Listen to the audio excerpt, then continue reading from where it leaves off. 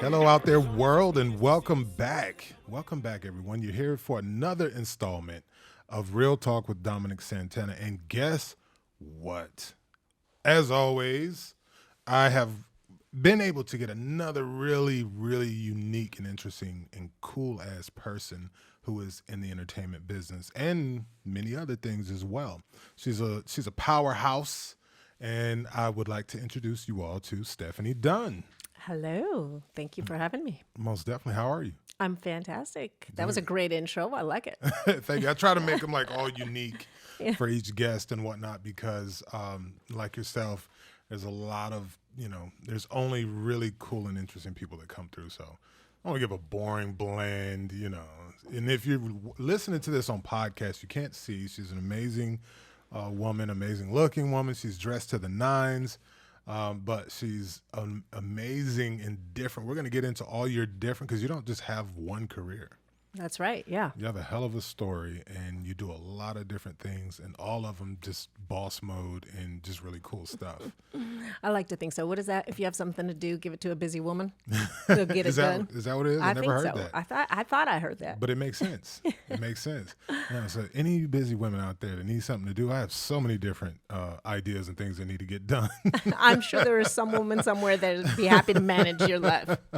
So let's talk about, I want to start off first. Off camera, we talked about, what the premise of this show is. And so naturally, I want to get into, and full disclosure, it seems like I have to give a full disclosure on every interview because these are all friends of mine too. So we do know each other personally outside of this. We met, at the Starsville event? Yeah. Yeah. We met at the Willie Starsville Celebrity Golf Tournament last year and hit it off with some really great conversations and whatnot. And I started to find out how much of a boss she is and known her ever since. So I do already know some of this stuff, but I want you guys to learn about her and her journey. So I want to start off with, where are you from? Oh, well, I am originally from Montreal, Canada, born and raised. So I'm French Canadian, the good Canadian. The good Canadian? Is there a bad Canadian? Yeah, the western part of Canada. I don't know much about it's Canada. More like, they're from like Toronto. Exactly. Nobody knows. What makes it the bad part? I didn't know there was like a good part and a bad part. Really? Oh, well. I thought there was a cold and colder part. Yeah, oh, exactly. That's why I moved south, right? But Canada has an interesting history. It's very political. There's the Anglophones and the Francophones, and they have been, call it, at war for generations. And so it's the people who speak English versus the people who speak French. But they're all Canadian, but there's still this divide, which is interesting. So the French part has talked about seceding Canada. So they want to separate from Canada and become their own country. I've never known this. They've talked about this forever. And so every year there's this debate on should we do it, should we not. I'm like, you got to be kidding. We're still talking about this. How's it leaning though? Is there any traction like Brexit? It's been close, yeah. Really? Yeah, and they have these referendums and people vote and it gets close, but then it falls back and then it gets close again. I mean, it's been going on forever.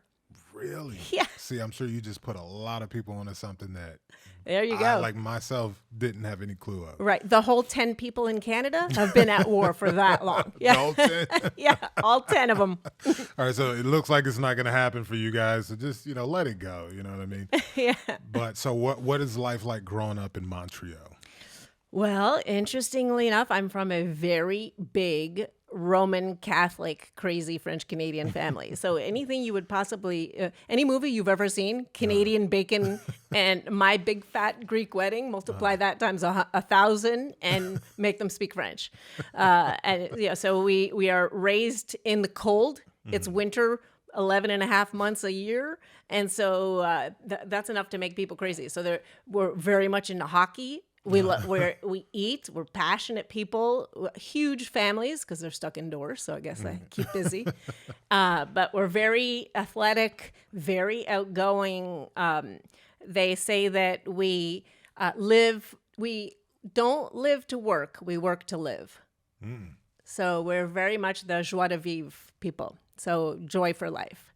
Nice. And so that's how we live. I like that. So let's talk about, who is Stephanie take us to high school, Stephanie. What was that person like? Oh, high school Stephanie was very much a tomboy.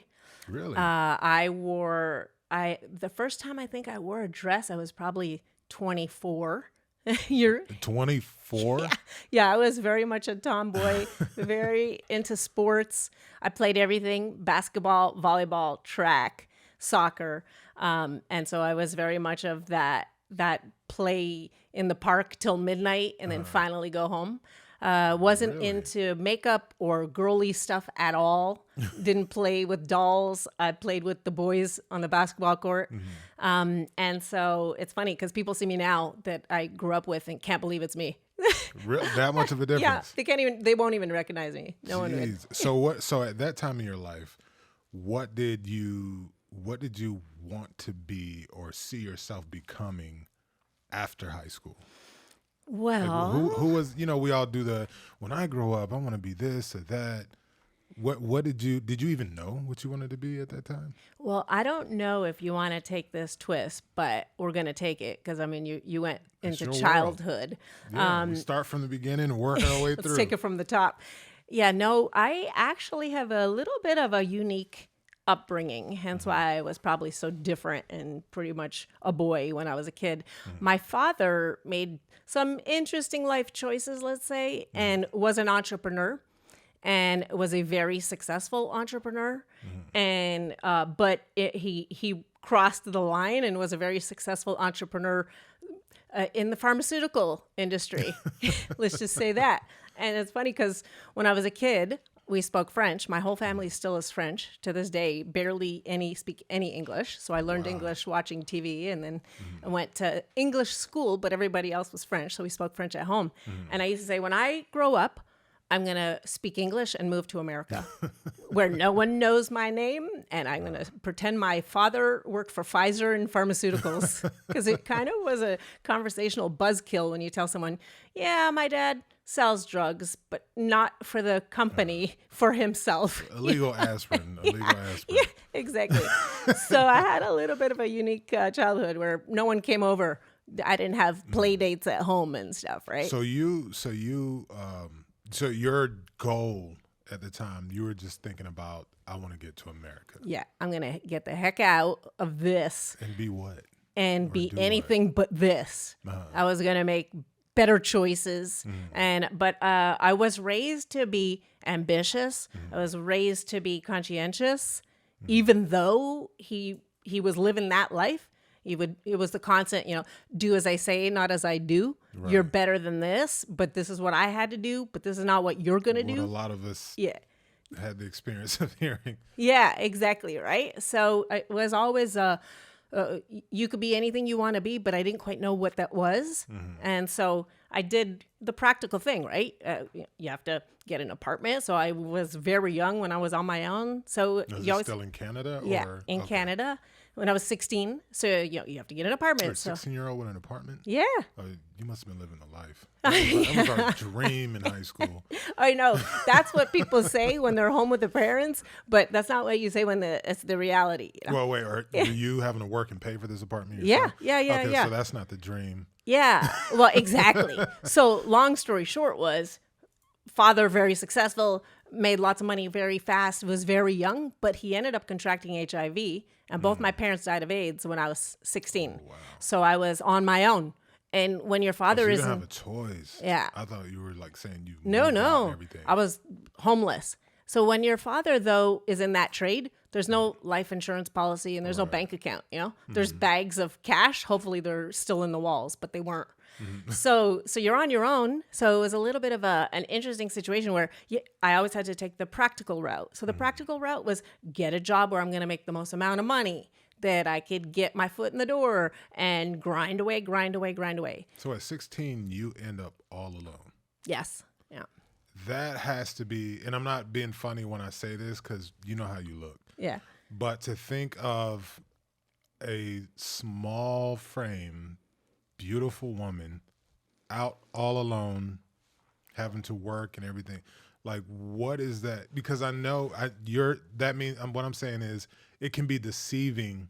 Like, you just see this pretty, young chick and you're like, oh, you think she's just fine.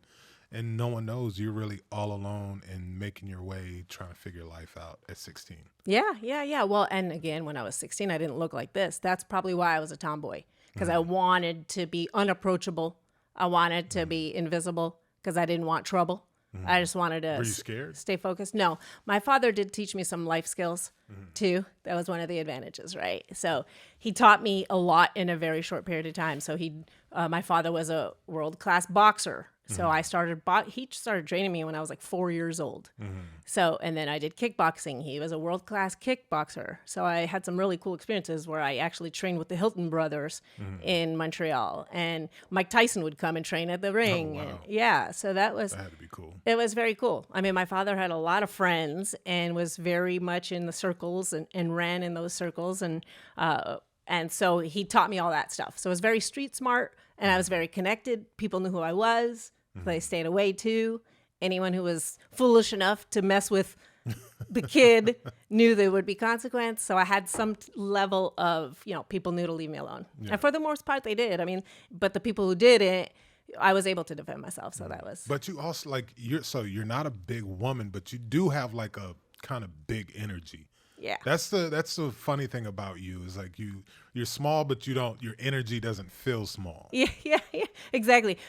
His rule was always hit first and run and make it hard, So you're dealing with this. You're fighting your way through, taking care of your business, surviving, and then you graduate high school.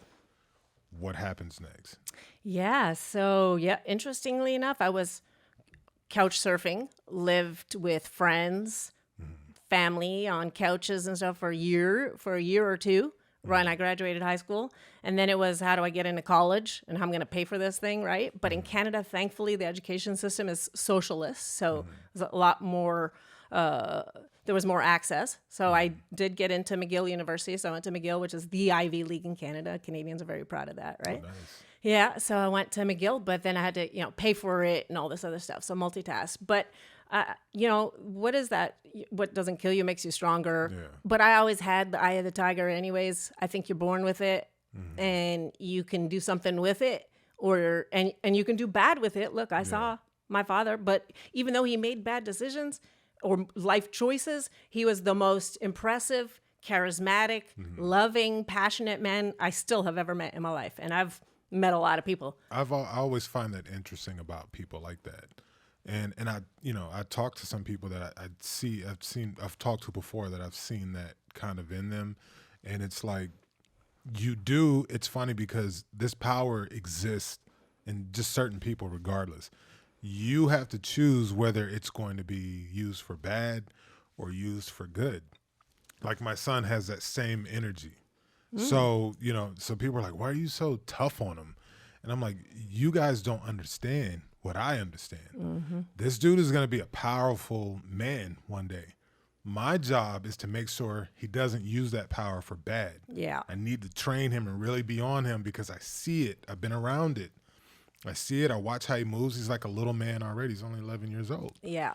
But I'm like, okay, this dude's going to be a boss, but I got to make sure he doesn't use it because I don't want to be responsible for putting anybody on this earth that's out there hurting people. Yeah. I want him to be out there helping people and creating and, moving things forward. Yeah. And so you go to McGill. You finish out at McGill? Yeah. Graduated McGill. Yes. Did you figure out what you wanted to be while at McGill? No, because again, I mean, you go to high school and you go to college and there are, I guess, guidance counselors, right? But where I was in Canada, and I don't know if it's like this here, but you have 5 choices. You're a doctor, a lawyer, you go into the trades, or, it's pretty basic buckets. So by process of elimination, I didn't want to be a doctor. I can't stand hospitals. I was never going to be an accountant because that's boring. I would hate life. So by process of elimination, there was nothing I really wanted to do. So I just studied business because I've always been interested in business. I've always been interested in entrepreneurship because, my dad was a entrepreneur. So that really business is business now. It works the same across the board. He was very successful. I learned what to do, what not to do, how to motivate people. I mean, he had thousands of employees all over North America. I mean, this was a big operation. It wasn't just, down at the local school park, right? So, but I learned people And so I knew I wanted to work with people. I knew I love business. I love real estate, and I love entrepreneurship. So it was going to be somewhere in that vicinity. But then, all these tools that he taught me as a kid was you have to know the law, you have to know finance, and you have to know accounting. So and he drove that into me. He said, you'll spend millions of dollars on an attorney, an accountant. You better know more than they do. That's actually really damn good advice. No kidding, right? So I did. So I studied law, I studied accounting, I studied finance, and I did this in school, but I also did it on my own. So, when I was a kid, I wouldn't read, kid books. I'd read law novels and law code, and because I wanted to know more and more and more and more and more. Well, then especially so as you start to become successful or you're making money, like real money, one thing you do learn is you have all these people that do these things, accounting and, you're legal and everything else. And you go, wait a minute. How do I know if what they're telling me is accurate? Or how do I know I'm not being robbed? So then you realize, if you don't already know, it's like, oh, shit, I need to know just as much, at least close to what they know, at least about my stuff and about accounting and how this works and that works. Because I'm sure you know this, when they know you know this stuff, they don't play with you. Yeah. Yeah, exactly. Nothing comes up missing, no funny stuff gets tried, etc. Yeah. So that's a very good tip you just got from Stephanie right there. Yeah. You need to know your shit too, not just have the people that do it, but then also you need to be able to check behind what they're doing. Yeah, I'll tell you, I'm sure you've learned this, and I've learned this the hard way. When you expect someone else to do something for you, it's never going to be as good as if you did it for yourself. Yeah. Because, everyone's looking out for them, right? Mm-hmm. So any attorney, any accountant, anyone who's working for you has a motive to get paid and take care of them. So, and that's the other thing, too, is you don't know what you don't know. So from a law or an accounting or finance perspective, you don't even know what to ask for. Yeah. So if you don't know what to ask for, they're not going to give it to you. Mm-hmm. They're just going to give you whatever it is they want to give you, bare minimum, right? Right. So, his thing, too, was always, if you're paying an accountant, an attorney, and everybody else, and they're making more money than you, that's a problem. Yeah, super. Yeah. That's a problem. So there you go. Write on a piece of paper how much you're paying other people to do this stuff. And if on paper it's more than you're making, somebody's got to go. It's time to go to the library and read some books. Right. So you're in McGill. You graduate from McGill, I'm assuming. Yes. Okay, so you did graduate from McGill, and then you have a diploma now, or a degree, excuse me. You have a degree now, and what are you doing now? What do you do after that? Well, I had a little Chevy Cavalier. I call it my Crapalier. Not the Cavalier. I had a Crapalier. Oh my God! And I loaded my Crapalier up with all my belongings, which was like 2 boxes of 10 black hoodies and 2 pairs of jeans. That was what I owned, and I wore every day. And still to this day, if you catch me on a day where I'm not going to a function, I'm in a black hoodie and jeans. That's I wear the same thing. But now I have like 30 black hoodies and 30 pairs of jeans. And that's all I wear. I cannot think about what I'm going to wear every day. It drives me nuts. You sound like me. I'm always in a hoodie, in the wintertime. Or going to the gym in the summertime. But yeah, either that or be in T-shirts and stuff. Yeah, in the summer, it's a black T-shirt and jeans. In the winter, it's a black hoodie, jeans. Yeah, I looked through my closet one day and I was like, I wonder if people think I'm wearing the same clothes every day because mostly, if you leave it to me, I'll wear a black V-neck T-shirt every day. That's what I wear, yeah. My friends come over and they look at my closet. They're like, this is weird. This doesn't make any sense that your closet is just all black hoodies and jeans. Who dresses like this? I do every single day, 6 days a week. I don't blame you. Yeah. I don't blame you. So you're in the Crapalier. I'm in my Crapalier, and I maybe had, $200 in my pocket. And I said, I am moving south, suckers. I'm out of here. And my grandmother, God bless her, was still alive. And I said in French, Grandma, I'm moving to America. And she said, Japan? You know how dangerous it is down there? And I said, not Japan. America. It's right here to the south. there are people that are shooting everyone down in America. You can't move there. You know how dangerous it is? Even back then? I said, Grandma, how America do you was used? remember my childhood? So I think I'll be just like, fine. Oh, yeah. In her mind, it was dangerous in America, not the life I lived, with my dad. So it was pretty funny. So that's what I did. I got in my car and drove south. Which part did you go to? I went to Toronto, and then I went down to Chicago. Chicago. No, why Chicago? You know what places? I figured? I heard about it. I heard people were friendly. Midwest people were friendly.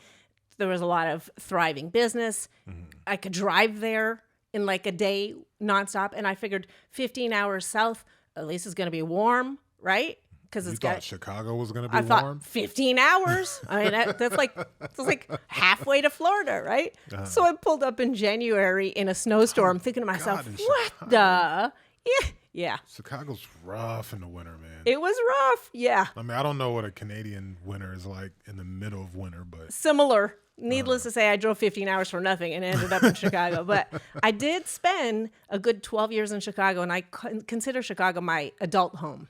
okay. I fit right in. It was like I was home. I probably applied for 6,000 jobs and got one. But you pulled into Chicago. Did you know anybody there? No. So you pull into Chicago in a Cavalier with $200. Do you just say, all right, I'm here, pull a blanket up over you and go to sleep? Or Pretty much, yeah. Oh, and then wow. you have like 2 days to find a job. Yeah, but I had a college degree. I could talk. I could interview well. I had the skills, right? And I did. I found a job, and it was making no money, 100% commission. And I'm like, I will take it. Yes. I'm on top of the world. Yeah, so I did it. Yeah, and I was there for 12 years, and it was a great job? run. No, that was my first job, and then I ended up going into, I worked for Pru as a financial advisor. I was 22. What was your degree in? Finance. Oh, so you do Business. have a degree in business and finance. Okay. Yeah. And so I was 22 years old, and Prudential Securities hired me to be a money manager. Now, why does Prudential Securities hire a 22-year-old? Not saying you were not I know qualified. it. Yeah, right. But that's just an odd thing to even think of, to be the money manager. Well, and it's like, what is it called? The FAIT program. So financial advisor in training. So pretty much I got there thinking, this is amazing. It's like Wolf of Wall Street. I'm in boiler room with the headset, and they're telling me you have to sell 5 million shares of Krispy Kreme in the morning to old ladies. Go get them. And you have to make like 500 phone calls a day, 7 days a week. And I'm like, yes, put me in there. I was so excited, and I was so hungry. I would shoot through the roof, right? And they loved it. These old men, they were like, look at this little whippersnapper coming in that here. young energy, No yeah. salary, 100% commission. And so I was in there just calling, cold calling. Did you know what you were doing, though? Hell no. Well, they give you your training, right? I knew the SEC laws, and I knew all about stocks and bonds and the stock market and all that stuff. Yeah, I knew all that stuff. Now, did you like bullshit your way through the interview, or you really did know what they did? I knew stocks and bonds and all of the stuff. okay. But let's not go. I was still a kid from Canada that had no connections, no Rolodex, zero contacts. And I'm like, oh, yeah, I know all kinds of people down here. I know all these rich people. They're going to give me their money. They're going to let me invest it. No, I didn't have any of that. But I figured I'm just going to call till I reach someone who lets me invest their money. And sure enough, people do. I mean, people do. They need people that can help them make investments. So I would suggest invest in this, invest in that. Here's why you want to invest in this. And I tell them all about the company, and here are all the data points. And they'd be like, okay, I'll put $1,000. I'm like, yeah.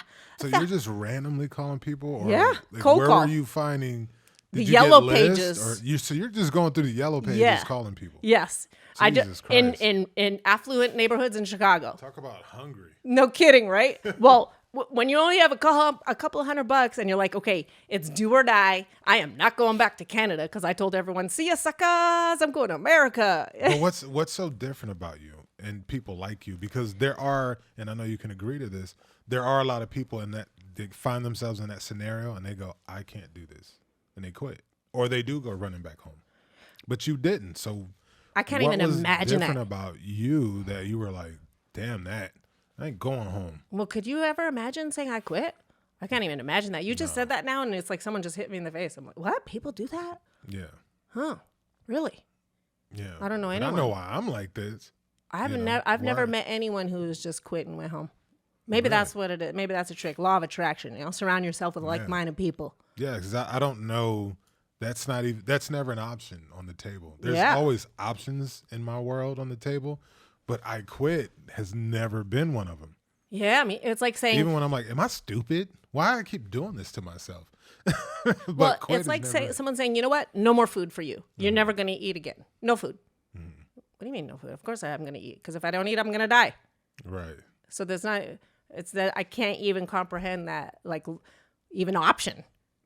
We're not going to eat. Well, if you don't eat. So that's how I guess it was for me. It was, I'm going to make it work, period. There was no other way to make it work. And so what happened was, interestingly enough, I did that little thing. It was horrible. It was horrible. I hated it. The old guys in the office basically made me go get their dry cleaning.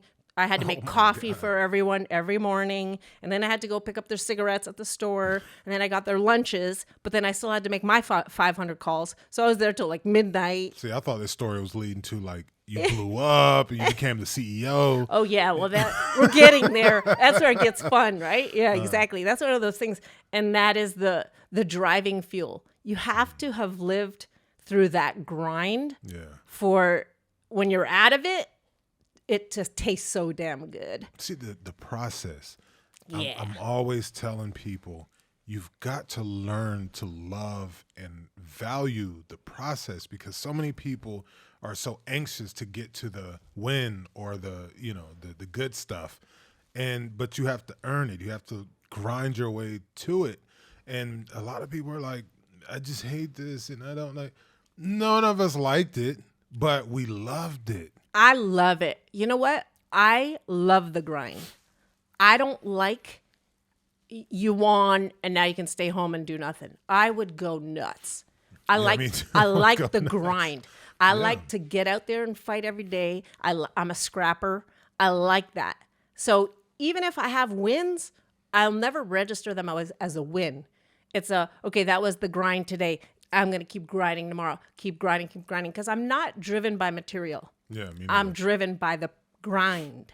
And it's funny that that's the thing that makes us able to get all the materials.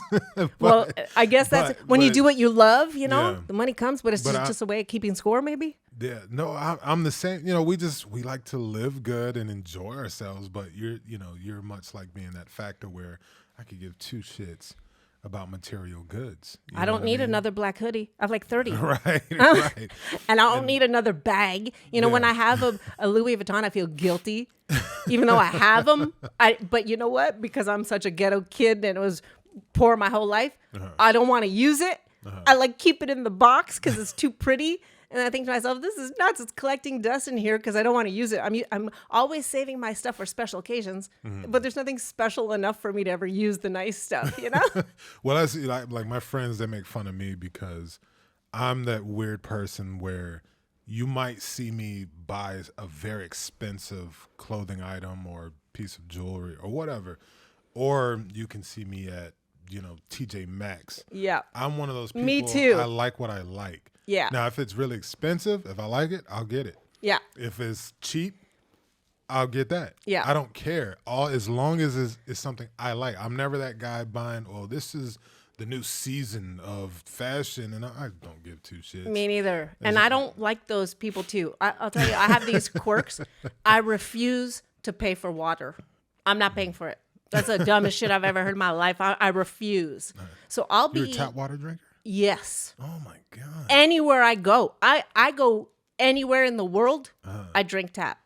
Anywhere in the world. Have you visited Mexico City? Yes, tap water. You drink tap water from Mexico City? I promise you. But I'll tell you what. You're bolder than me. I no do it shade to Mexico and I City, do but... it to make a point.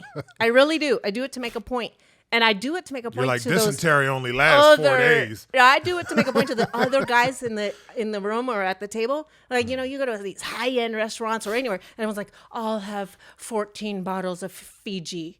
I don't care how much it costs. I hope it's $1,000. I'll take 10. Oh, hell no. And I'm like, I will have tap. And as soon as you do that, you ordered tap in the restaurant? in front of those guys who just ordered the Fiji. And I'm like, I will have the tap water. And they're like, tap water? You don't want to drink our Fiji? We just ordered 14 bottles. I'm like, no, I'm not paying for water. That's the dumbest shit I've ever heard. I'm going to drink the free tap water, thank you, because there's some child somewhere that will appreciate my choice. Say I've never seen that happen before. That would Okay, actually be really now interesting you need to do it. To see someone order tap water. You got to do it. I'd be like, what? When everybody else just spent $100 on water? Come on. I'll pay anything for a good steak, but water, come on. You know how many children in the world don't have fresh water or clean water? Yeah. I mean, it makes sense. It's just something I didn't think about, like someone ordering tap water. It makes me so mad when someone's like, $14 for the water? I'll take 3. I'm like, what? But they're just doing it. I feel they do it because it's a way of showing they have money. I'm going to pay for water. Yeah. How much for the chair? I'll pay for this too. Like, no. Yeah, no, those pretentious people, I don't care for those I'm sure they don't know the damn difference too. Just, taste test. Floss. Yeah, tell them to do a taste test. Does the Fiji taste any different than the tap? How many people would know the difference, Maybe some. Depends where you are. Maybe Mexico City. Possible. Yeah, Mexico City. But most places, yeah, you're right. No one would really know what the difference is. Yeah. I've had people that I travel with for work, and they would request Fiji be brought to their room because they need to wash their hair with Fiji because they can't do I've been regular on shower. A film set that I will leave this actress nameless. Yeah. And at the time, it was hilarious because she was kind of, I hate to say the term, but it is what it is, but she was kind of washed up. Yeah. She was a star on 90s television. So she was in her 40s like me. Yeah. I think she might have been a little older at this time. Perfect. That's what you're supposed to say. But so, on film sets, there's tanks in the trailers. So it's not like it's water that's plugged into the ground somewhere in pipes. And so they have to fill those tanks up. This actress got pissed off. Now, mind you, this is early in my career. It's like a B movie. Mm-hmm. Early in my career, she's like, I'm not, what kind of water is this in my tank? And she would stop the whole production because she refused to shower in anything but Evian water. Wow. So they had to stop production, and I don't even know how they did it because these tanks are huge. Because it's for your toilet, your sink, and your shower. If you want to take a 30-minute shower, those tanks can do it. And she had them go and fill that thing with Evian water. Oh, man. Yeah. So to me, I get excited about in my mind thinking, wouldn't it be amazing if I'm the next production, I'm like the boss and we have a lunch and I order tap water in front of everyone and she's sitting there. Oh, man. To me, that would be like a priceless moment in life. I've seen some of the wildest asks. And generally, it's usually from people who it's like, why do you think you can ask for that? Like if anybody out here is going to ask for that, but they're not, but you are. It's usually, I think it's more of a thing of some people still trying to kind of hold on to their prominency, I guess. Status. Yeah. They think it'll show their status. Yeah. But I think as an actor and producer, that would be more respectable to me. Like, and it would really set a tone. You're like, well, the producer just ordered tap water. Yeah. So you're like, hey, let me get my list back real quick. I want to change my drink order. It's like when you go to a business lunch and the boss is like, you order first. And you're like, oh, I'll have an iced tea. And then it gets to him. He's like, I'll have a martini. I'm like, damn it, I should order the martini. Right. Why am I holding back? And then I'm like, excuse me. Yeah, I will have that martini. Yeah, I had to see what you were doing first, player. But now that I'm older, it's the fun thing about being an old lady is you can get away with so much more now. It's just going to get better and better and better and better. No one believes you're an old lady. Oh, I want to be. Because I want to be an old lady? Yeah, dude. Because then I can do whatever I want. And everyone just coming is like, eventually. Oh, yeah, everyone thinks, oh, how cute. Look at that. And then, I'm entering into the Devil Wears Prada stuff. So now I can kind of wear and order and do what I want.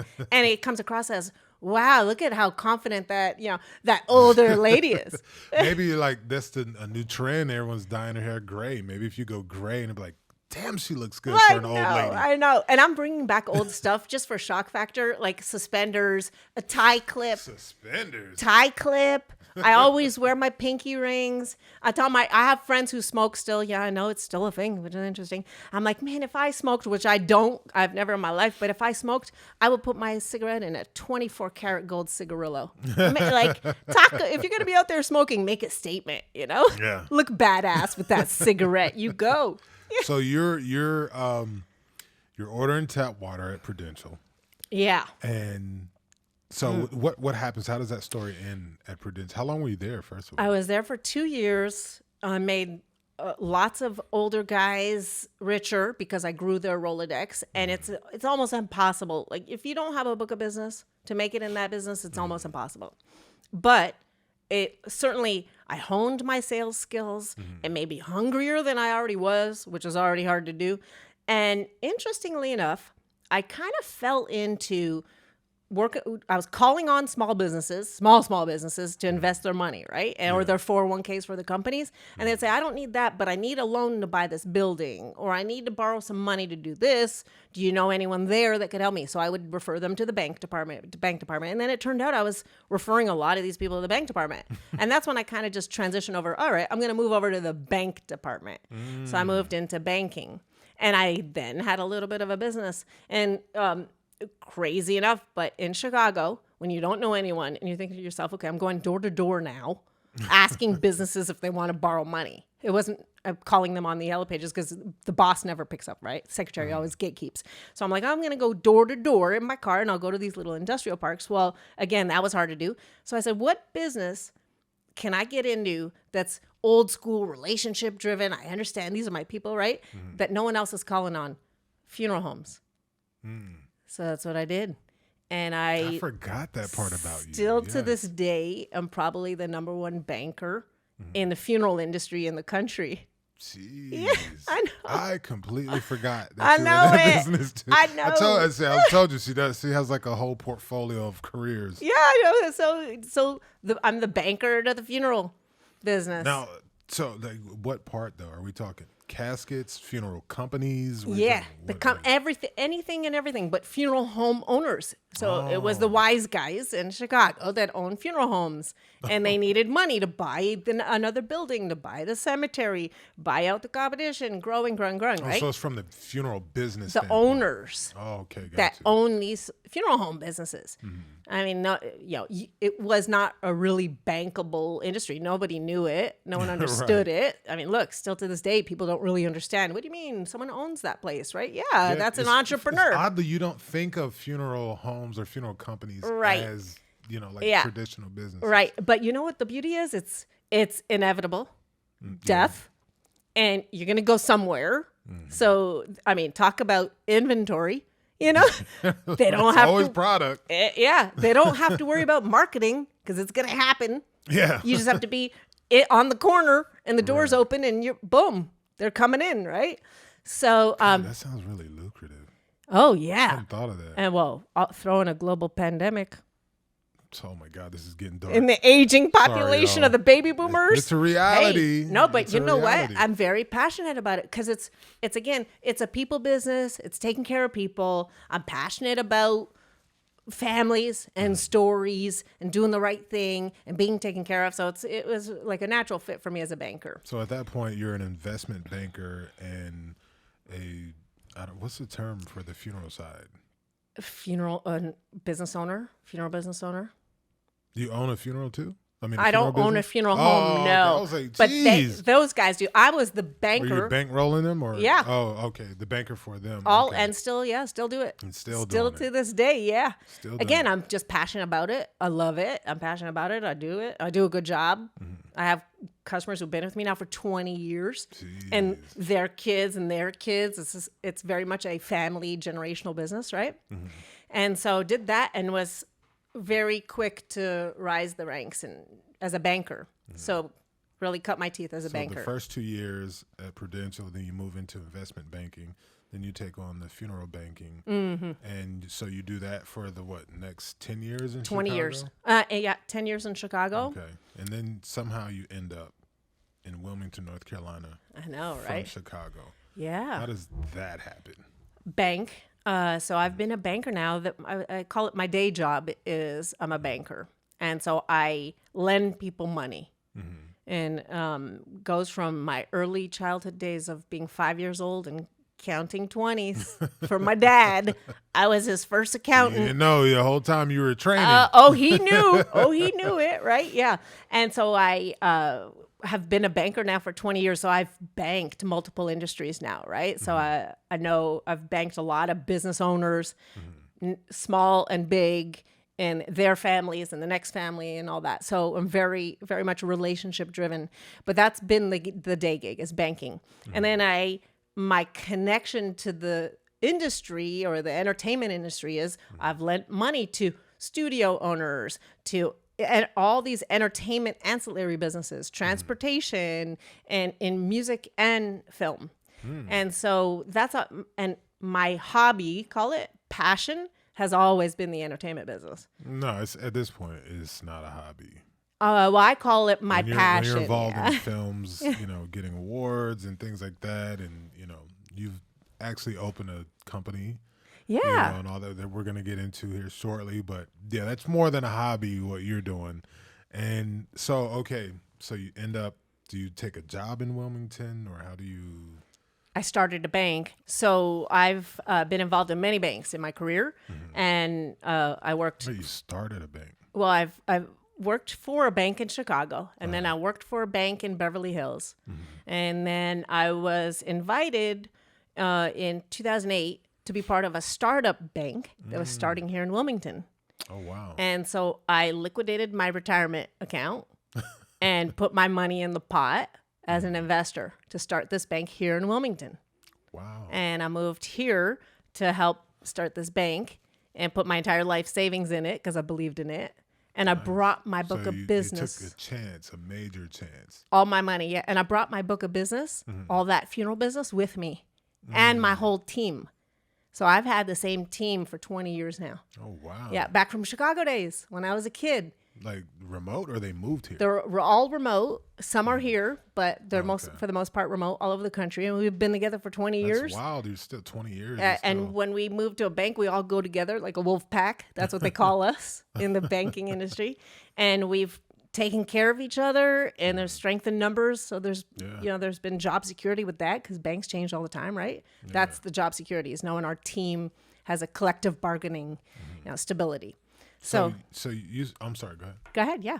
No, I was just going to talk about your company. I wanted to know, at what point in all of this does film and entertainment get involved? I know you talked about your company's doing some lending to the entertainment side, but that doesn't mean someone gets an interest, because this takes a passion, especially to do what you've done up until this point. It takes passion to get in and do, what you're doing. And so at what point does this become a passion that you pursue? When I was about 7 years old, I think. So this has always been a part of you. Well, when I was a kid, you said, well, what did you want to do when you grew up? When I was a kid, very young, 7, 8, 9, 10, my father taught me this tool or this trick to manifest.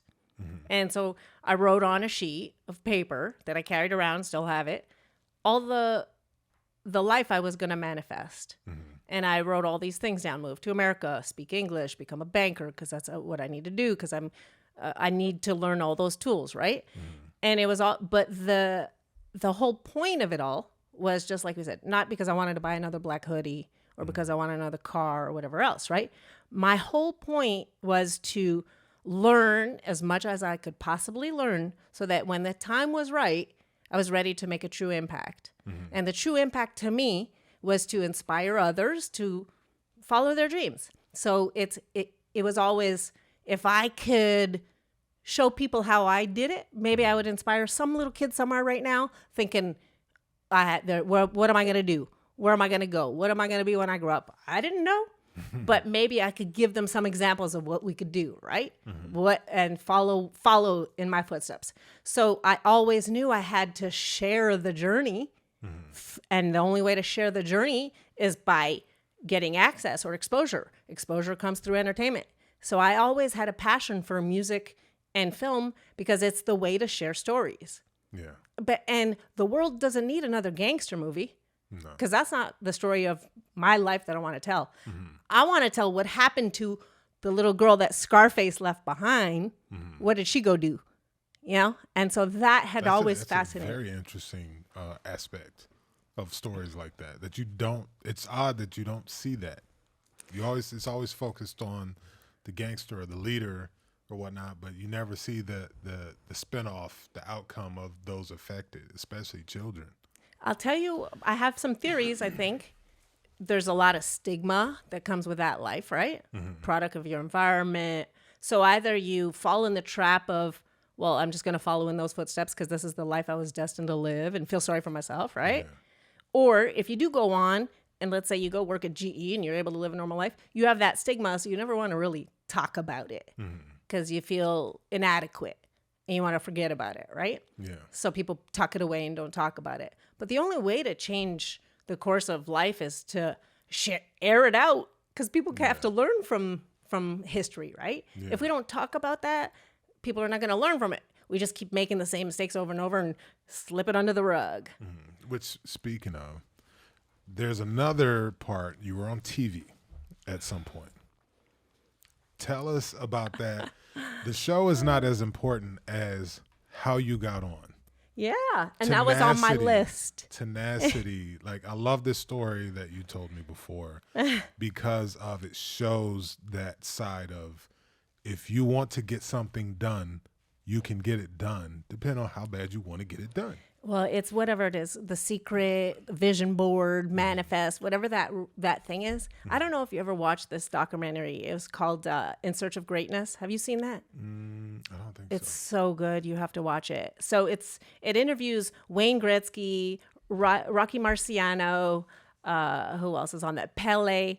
And they interview these guys who were really not super athletic, not the biggest guys on the field or on the ice, not the most conditioned guys, but they were the greatest players in history. How's that possible, right? And they talk about how they manifested scoring goals. They visualized it, right? Yeah. And so when I was a kid and I put that list together, on my list was work in New York City in real estate, work in Manhattan in the financial district on Wall Street. I had all these things, and all those things I experienced. So did I will them to happen, or did I go searching for it, or a combination of both? I think it's a combination of both. Yeah. So that was on my list. So I didn't necessarily want to be on this reality show, but the timing was 2010. I was in banking. We were entering into a recession, and it was tough right at that moment. Yeah. And I said, you know what, I'm going to take a break. So I was watching the season finale of that show, and they said, have you ever thought you would be the next Apprentice? Auditions live on Monday. And I'm sitting there eating my popcorn, thinking to myself, it's a sign. Now's the time. Because I always wanted to work in New York in real estate. And I was going to be on this show working for this guy in New York in real estate. So I thought, I'm going to be on the show and I'm going to win it. And I'll be able to check that box off my list. So I flew to New York City because it was the place that they were auditioning on Monday. I called my boss and I said, I'm going to take a sabbatical. I'm going to go backpacking. And he's like, backpacking? Really? He knew I wasn't a backpacker. Yeah. So I said, yeah, I'm going to just take a couple of months. I'm going to go backpacking. And he said, okay, fine, sure. You can tell me the real story, when you're ready. And so I flew out there and I walked up to the Trump Tower and I said, hey, I'm here to audition for this show. Where do I drop off my social, because I'm pretty sure I'm going to be on it. And I'm like, is there where's HR so I could fill out my forms and stuff. Yeah. And so the doorman said, yeah, that's cute. He said, you and 25,000 people are going to be waiting in line here and you're going to audition. I said, audition? No, I'm here to be on it. Like, here's my headshot. I had a headshot that I took in front of Trump Tower with my arms crossed and everything, like ready to go with my resume and my slip for my HR stuff. And so he thought it was the funniest thing. So I said, well, I told everyone I was going to be on the show. I already told my boss I was going to be on. I was gone for 2 months. I was going backpacking.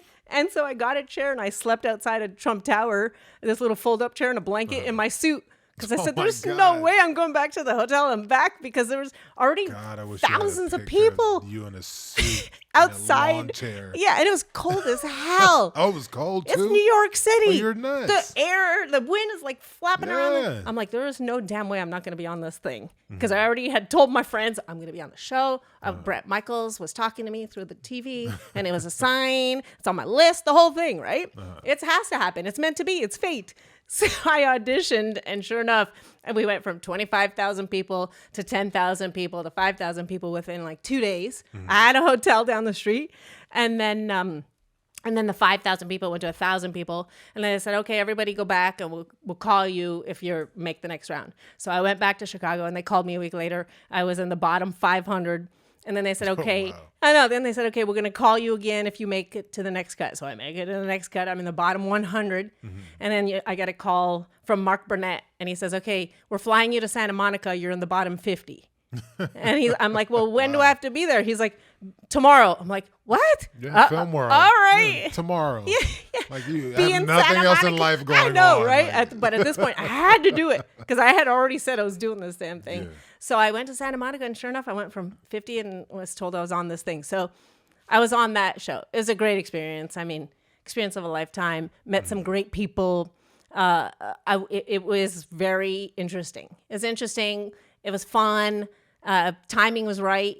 But it was just another opportunity for, again, I love that. I love that story of how you. Just like I said, the show is not as important as how your thinking process was going into it. Of like, this is what I'm doing. Yeah. I don't care about 25,000 damn people standing there. Yeah. I don't speak for them. no option. This is what I'm doing, and then you end up on the show. So you were actually right. Crazy. Right. So what is it? Manifesting, willing it, or like we said at the beginning, no was not an option. Yeah. There was no And then faith without works is dead, as they say. yeah. Like, you can have the faith, you need it, but you also do have to do the work. Yeah. And you can't just say, "Oh yeah, this is the thing I'm gonna do," and then sit around and hope and wish. That's not how it works. And so that brings us to now. You've done all of that, and then so at some point you become an executive producer. How does that happen? Yeah. So I formed a company called Hudson Financial Group 15 years ago, and when I was in Chicago doing really well as a banker, I started a nonprofit there called Child Cause. And what we did was we produced music concerts in Chicago, and they were the best parties you've ever been to. And You threw parties and concerts too? And this was The for ultimate this. hustler. Yeah, but this was for the nonprofit that I started, and okay. 100% of the proceeds went to inspiring teens affected by substance abuse in the home. That was my whole mission, right? Was to inspire teens. And the way to inspire teens is through music and production of concerts. And at the time, American Idol was really hot. So I had some American Idol alumni that were producing music concerts. And we would go into these Chicago public school systems, produce concerts with the kids. The kids on stage, the kids performing, dancing, singing with the stars. And so we produced these concerts. And then we also did concerts and events at bars and clubs in Chicago to raise money. And 100% of the proceeds went to teens affected by substance abuse. Wow. And so that kind of was the beginning of, all right, yeah, this is what I was meant to do, was to share stories and give kids access and opportunity and maybe a trade, or maybe inspire them to do what it is they want to do, whatever it is, right? There's business behind the entertainment world too. Yeah. And a lot of people don't talk about it. They talk about becoming an actor, but they don't talk about the business behind. The business first. That's a good tip for you right there. It's a huge business, huge opportunity. I had a guidance counselor when I was 16. It's what I should have done. I should have went straight out of college into the entertainment business. Yeah. I took the back route to get in, and I learned a lot of trade, which has suited me well, right? But so that's what I was meant to do back in Chicago, and that's what got the juices flowing. And that's when I started thinking about, okay, what content do I want to put out in the world? And the content I want to put out in the world has to be on my terms. Because like I said, again, I don't want to share this amazing story and then some big international conglomerate comes along and changes it. And then we lose the purpose. Which is the tough part, yes. Yeah, so I refuse to compromise. So I said the only way to control it, I got to own it. So when you refuse to compromise in this business, you've got to own it to get it done. Yeah, and there's nothing more disappointing than your content comes out and it's half of what it should have been. Yeah. Man, it just eats at your soul, right? Yeah. Because you only have one shot to come out with a story. So you got to nail it and it has to be perfect. Right. So you have a film that you're one of the executive producers on that's making a lot of buzz now. Yeah. So doing a lot of buzz around major film festivals internationally, still going. You guys have Cannes and Sundance up next? The exciting thing is this. It is an amazing story. The film's called Monica, and I'm the executive producer. And our lead is the first transgender lead role in history to be cast, which boggles my mind. That is. I had no idea. Yeah. And the first transgender. So there's never been a transgender lead? Wow. Yeah. And a transgender lead as a finalist at the Venice Film Festival, the oldest film festival in the world. Right. So, okay. So that was huge. And so a lot of firsts going on here. The film was a film that we filmed in Cincinnati, Ohio. And it was a smaller budget film. And the story is about Trace Lizette is our lead role. And she is absolutely fantastic. Now, question about her before you move forward on that. This is the thing, because like she's obviously right there with you, right? Yeah. And just looking at her, you would never know you're looking at a trans person. Drop dead gorgeous. And so in the beginning of this, was this the plan, or she just auditioned and you guys were like, phenomenal, and then she said, well, hey, also you need to know I'm trans? Both. She's very vocal about it. She was in the movie Hustlers with J-Lo.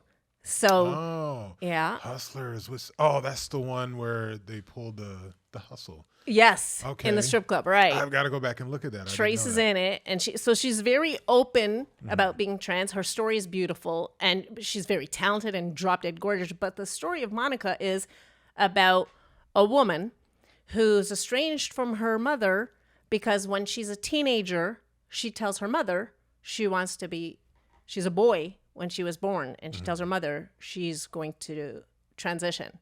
And her mother disowns her. Her mother drops her off at a bus stop when she's a teenager and says, never come back. You're not my kid. I don't know who you are. Is this fictional or is this based on a true story? Fictional. Okay. So I'm sure it's happened, but I was hoping it I know, wasn't a right? true story. And so Monica goes to Hollywood or to LA and she never looks back. She comes back years later because her mother's dying. So she comes back to take care of her dying mother. But she's under the guise of being a nurse to take care of her dying mother. Oh, so she doesn't know that that's her son. Daughter, right. Or, now. It used to be her son. Exactly. No, she doesn't. She just sees this woman, She's nurse. the nurse. Wow. Yeah. And so, but our director, Andrea Palero, is so incredibly talented. And the movie is very, very artistic. It's all about the undertones, what's not said, but you feel it. It's very much about the mood. And it's interesting because in life that is so much, anyways, the way I was raised as Roman Catholic, we don't talk about things. Right. But we kind of, everybody knows, Uncle so-and-so or Aunt so-and-so, but we don't really talk about it. Yeah. Everything's just like assumed or known, but we don't talk about those things, right? Yeah. So it's the same type of tone. But then eventually, and the mother is played by Patricia Clarkson, who's fantastic. It's a great actress. Amazing. And so eventually through the movie, you realize, wait a minute, the mother knows. Like and then towards the end, she makes a comment where a mother always knows. So she never really comes out and says, I know it's you, but she says, a mother always knows their children. And so she insinuates that she's known all along. Like she knew it the minute she walked through the door. Wow. So you guys are making the rounds right now with the film festivals. I did happen to see Trace's Instagram. And so she's obviously very proud of the project and whatnot. Yes. It looks phenomenal. Looks like you guys are having a damn good time. What drew you to this project? Is that untold story. So that's my purpose in life. My purpose in life wasn't to move to America, be uber successful, and buy stuff. That's not my thing, right? My purpose in life is to So you like films with impact. Untold stories that are meant to be shared because they will leave an imprint. You know, where some songs or some movies just leave an imprint like on your soul? That's what I'm producing. Music and movies that leave an imprint and actually change the person you are inside because of that movie. Beautiful. I have some of those movies, and I know you do too, that you think that movie really just like shaped me. Yeah. That's what it is. It's the imprint. So this film certainly leaves an imprint, and every project I do has to leave a positive imprint. And it could be through whatever message. It's not going to be, the fluffy movies that I'm making, or so I like to get gritty too. Yeah. Because that's real life. Those are the stories that need to be told. The true stories. It's not the perfect, Hollywood fairy tales, right? The true stories, but with an emphasis on what you want to be taken away, not an emphasis on maybe what Hollywood's used to sensationalize in, Yeah. So in closing, because we got to start wrapping out before we run out of tape here. Jamie gave me the flash of lights. Must means we're getting close. So just tell everyone, because I think Monica is going to be a phenomenal film. I know you guys just sold the North American rights. We did, yeah. We're very excited. IFC just bought the North American rights, and then AMC will be our streamer. That's major. Yeah, That's major. Congratulations on that. Yes, thank you. And so, so make sure you guys are looking out for it. Make sure you go and Google or do whatever you have to do to check out and start getting familiar with this film, Monica. I think it's going to make a lot of waves, and I think it's going to be a topic of a lot of discussions. And so make sure you start getting onto that now. Before we leave out of here, though, tell everyone, what do you have planned for the future? I was totally expecting that and hoping that's where you would go. Yeah, we have a film in production called V Feroce, and it's my life project. So it has to be perfect, right? So it's taken time. I've been working on this a long time, and it's basically everything you and I talked about here and more. It's my story. Yeah, I'm excited about that for you because we've talked about that story in way more depth and detail, and I'm just like, it's going to be crazy. Yeah, it's going to be fun. It's going to be exciting. It's going to share what needs to be shared, right? And then, but it's that story of what did Scarface's daughter go do? Scarface taught her some tricks, right? So like I said, I could fight in a ring. I could make attorneys run in circles and accountants running in circles. So I have lots of tools in my tool belt, and I love being that unassuming little girl that walks into a room and everybody just can't believe what just happened, So that's what the movie's about. It's about the underdog. It's the Rocky of our generation, but turns out it's a little girl. And she goes out and conquers the world. And so it's an exciting ride. It's very much so going to be an inspirational based on a real story, girl power, but not just girl power, it's the underdog power. Right. Love the underdog stories. Love them. So make sure you guys are also keeping out and looking out for that, V Feroce. It's we didn't have the time to go as deep into that stuff, and I want her to go in deep on it on her project. But if everything that we talked about on it's going to be a phenomenal film as well. So make sure when you do hear about that coming, make sure you check that out too. And remember, you heard about it here first. And before we get out of here, please let everyone know where they can find you on your socials. Yeah, my maiden name, Stephanie Castanier, and then V Feroce, you can find that clearly. And Hudson Entertainment Group is easy to find too. And so you'll be, hopefully next time we talk, we'll be talking about V Feroce on the red carpet. Nice. Do we know when Monica's coming out in North America? We don't have exact dates, no. Okay. But we will know soon. And then V Feroce is in pre-production now. We'll be shooting in Montreal in June. Nice. All right. So you guys, you heard it here first. Make sure you check out Monica. That'll be coming. And then V Feroce. Am I saying it correct? Yes, V Feroce. That means to live fiercely in Live French. fiercely. And she's got a logo with a wolf. Yeah, the double-headed wolf. The double-headed wolf. I have the hat. It's pretty cool. But thank you so much for joining us on this pod show. We had another, I knew you were going to make a stellar interview because you've got phenomenal stories and you've led a wild but phenomenal life. So we appreciate you. Thank you for having me. You are absolutely fantastic. I'm a huge fan. And of course, the show is only good because you made it. So you stop it now. It's all about the questions. It really is. It's all, you set everything up. You teed me up. Yeah, well, that's what happens when you really want to know. You listen and you talk to people about these things that make them amazing. And when you got so much to work with, it's not hard to get to those. You need a talk show on TV. Oh, that'd be amazing. I would get in trouble. That's what like, makes especially if it's good. live. Oh my God, but no. yeah, that's what we need. We need real. I like doing this because a talk show, it would be too intensive. I'm an actor, producer, writer. I love that stuff. And I love doing this, like sitting and having real conversations with really cool people I know. Other than that, I'm cool. Now, maybe when I get old or something and, they don't want to hire me anymore, then I'll get on a talk show and talk crazy. Next time I interview you, we got to do this. With it. We switch seats. I'm with it. You All just right. let me know. Cool. All right. So thank you guys for tuning in with us. This has been another phenomenal, one of our best interviews and another phenomenal episode of Real Talk with Dominic Santana. Thank you, because you know what I always say, you could have been anywhere in the world, but you're here with us, and we appreciate you. Until next time, make sure you check back in with us.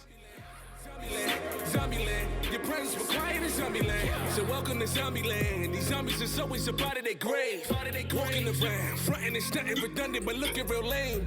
Nobody believing you, people deceiving you, leading you on with this nonsense. Hate me to dime off your dreaming, you already dead and it's only your conscience.